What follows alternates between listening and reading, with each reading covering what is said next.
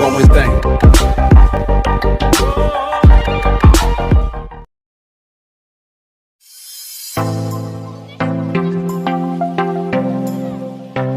Shortly after his 21st birthday in 1963, Hawking contracted a rare disease, amyotrophic lateral sclerosis. So, this is the disease that fell on Stephen Hawking, which is a very rare disease, and also a person who is having this disease will not go more than 2 or 3 years. So it's a very serious, a critical disease which has no medicine, no cure at all. People who have this disease could live only for a few years. So this is a very serious illness, and the signs like falling down unexpectedly without any reason, or not being able to speak sometimes, and not able to tie his shoes were all signs of this coming serious disease for Stephen Hawking. It's a problem of the nerve cells in the spinal cord and the brain. Life becomes very boring for Stephen Hawking. So this tragedy struck him, and he understood that he is suffering from amyotrophic lateral sclerosis, or ALS, which is a fatal disease that can kill him very soon. So he lost all his hope, and for him life was becoming more and more boring, depressing, confusing. All his dreams are shattered. He wants to become a scientist, and now he was doing very well up to that time. Then this disease came to him, and now he doesn't know what to do. And he imagined himself to be a person who is about to be executed, a person whose days are numbered, a person who has only some days to live. His mind is now changed into a negative type of feeling. Let's read that paragraph. His first year at Cambridge was worse than at Oxford. His slipshod mathematical background caught up with him, and he found general relativity extremely tough. Another far more disastrous problem arose then. During his third year at Oxford, Hawking started getting clumsy. He had fallen once or twice for no apparent reasons. The following autumn at Cambridge, he had trouble tying his shoes, and sometimes he had difficulty talking. Shortly after his 21st birthday in 1963, he contracted a rare disease. This is not a common disease. This is a very rare disease, and it is called amyotrophic lateral sclerosis, for which there was no known cure. There is no medicine, there is no cure, there is no escape from this disease. It caused a gradual disintegration of the nerve cells in the spinal cord and the brain. At first, he went into a deep depression. He did not know what he ought to do or what his future would be like. So at first he was very much disappointed, because he doesn't know what to do. His life is coming to an end. All his hope of becoming a scientist is now gone. My dreams at that time were rather confused, he admitted. Before my condition was diagnosed, I had been very bored with life. There did not seem to be anything worth doing, but shortly after I came out of hospital, I dreamt that I was going to be executed. I suddenly realized that there were a lot of worthwhile things to do if I were reprieved. Also, things like there is something more that he wants to do before he dies. Another recurring dream was the idea of sacrificing my life to save others. So before his life comes to an end, he wants to do something good for the humanity and for the people. I might as well do some good. Hawking's doctors hoped that his condition would stabilize, but the disease aggravated rapidly. They soon informed him that he had only about 2 more years to live. So this disease, it started and it is getting worse day by day. It has really aggravated rapidly. This disease become more and more serious very fast, rapidly. And the doctors at last, they told him that he has only some more years to live, and only 1 or 2 years are left for him to live, because the disease is now getting worse. 2 years passed. The progression of the disease had slowed. I didn't die, in fact, although there was a cloud hanging over my future. I found to my surprise that I was enjoying life in the present more than before. Total disability and death, though still a not too distant certainty, were postponed. Hawking had his reprieve, a precarious and a temporary one, but life was precious. So, at last, this disease has reached to a stable situation, and then he was a little bit hopeful about what he can do in the future.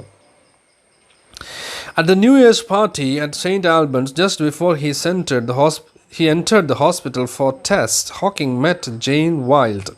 To her, this disheveled graduate student seemed terribly intelligent, eccentric, and rather arrogant, but he was interested, and she liked his he was interesting, and she liked his wit. Then, when the doctors were saying that only 2 more years are there for him to live, there came a new hope in the life of Stephen Hawking, and that is a lady who became very friendly with him and who later became his wife, and she is Jane Wilde, whom Hawking met in a New Year's party at St. Albans. And she really loved him very much, because she feels that this person is very intelligent, a little bit of crazy or eccentric, and very arrogant. Anyway, she loved this person. He loved Hawking very much. And so they have become very close friends, and so they decided to get married. When Jane met him again after his discharge from the hospital, he was really in a pathetic state. I think he has lost his will to live. He was very confused, she commented. She was not, however, put off by his physical or mental condition. She was rather a shy teenager, serious-minded, with a strong faith in God, ingrained from childhood by her mother, and a belief that good can come out of any adversity. So this woman is the person who really changed the life of Stephen Hawking. It is Jane Wilde who gave some hope for Stephen Hawking. And she was a type of woman who was very positive, optimistic, and who believes in God, and she thinks that all the problems can be solved, all the problems will be solved, and God will interfere and help him to faith, a Christian faith that she got from her mother. She believes that she had a great belief in God, and he thinks that God can change all these things into something good. Hawking admired her optimism. This is called optimism, positive thinking. So Jane Wilde was a woman with great positive thinking, very optimistic. And Stephen Hawking admired her optimism, and their friendship developed slowly. After a while, the two began to realize, in Jane's words, that together we could make something worthwhile. For Stephen, that made all the difference. He applied for a research fellowship at Caius, one of the colleges in Cambridge University. So, Jane Wilde and Stephen Hawking, they became close friends, and they decided to unite in marriage. Again, fills his life with lots of dreams. He again decides to continue his pursuit, his work to become a scientist. So it is Jane who filled his mind with positive thoughts.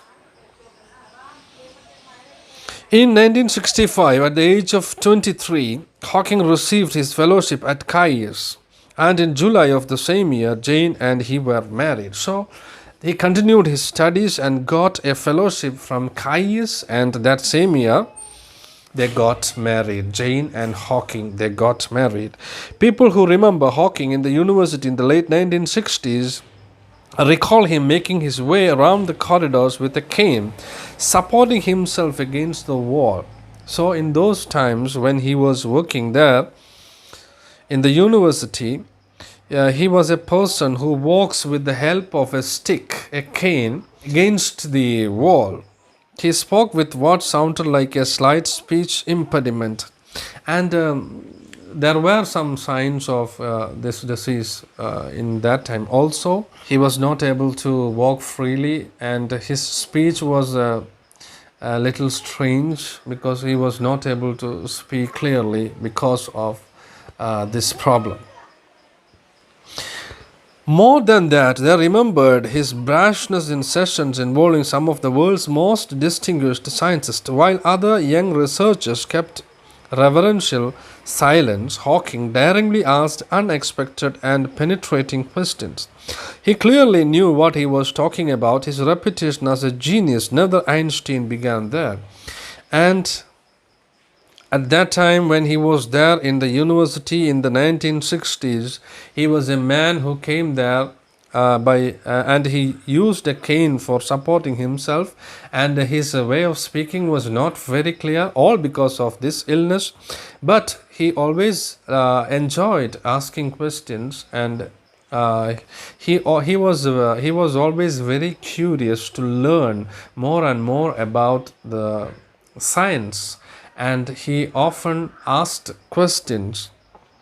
He asked questions to the teachers and scientists because he wants to become a real scientist. And now people, they agreed that he is a junior Einstein or another Einstein, a great genius. In 1980, a practical need for funds launched him into a new enterprise that was to have a far-reaching impact on the Hawkings and others all over the world. He thought of writing a book about the universe, about the most interesting questions that had made him want to study cosmology and quantum theory. Where did the universe come from? Is the universe infinite, or does it have any boundaries? Will it come to an end? If so, how? Is there a complete theory of the universe and everything in it?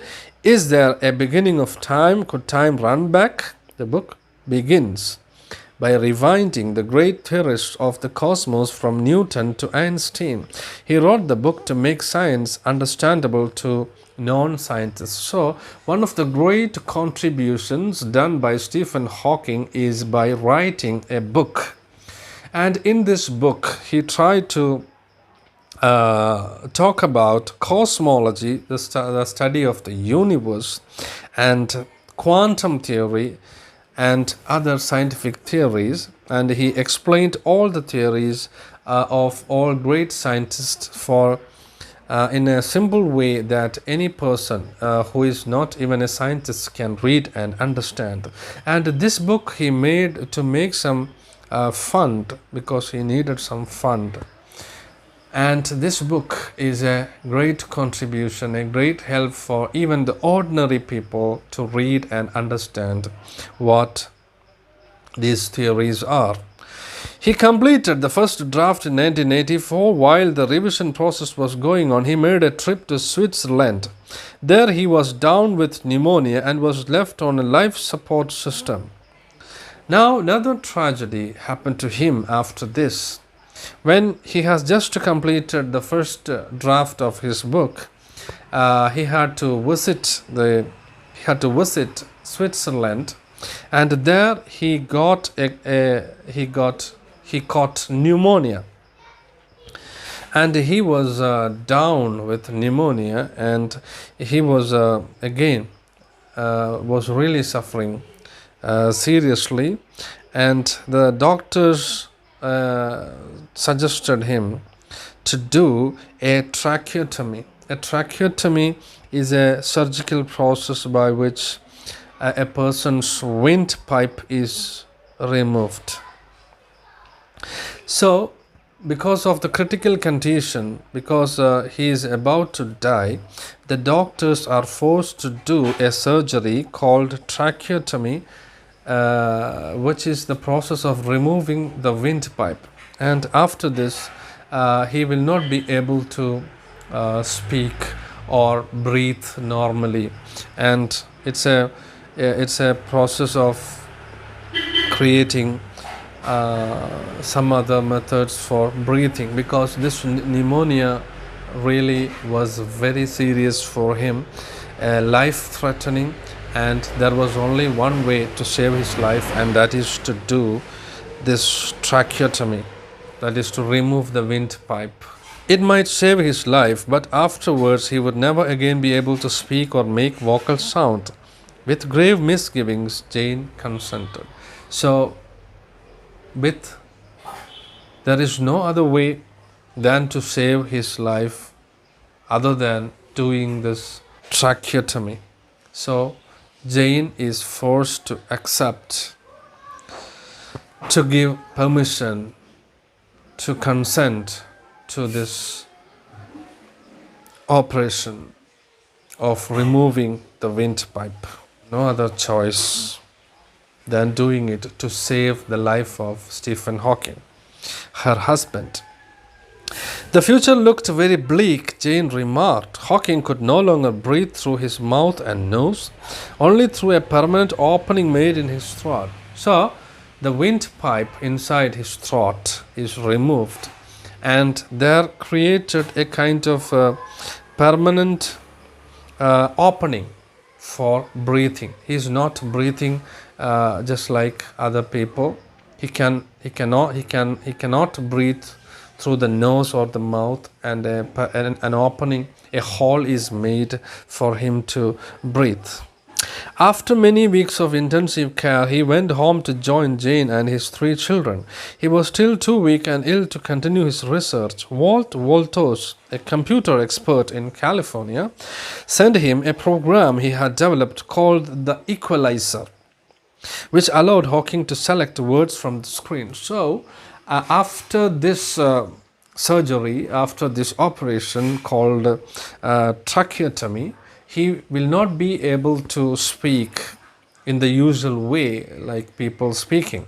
So, in order to express, in order to communicate with others, he needs to use some other method. So, there, a computer expert called Walther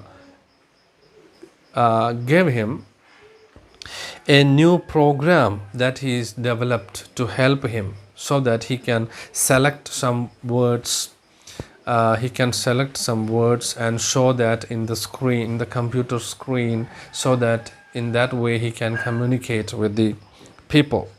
And this program, computer program, is used by Stephen Hawking to communicate, to select words from the screen.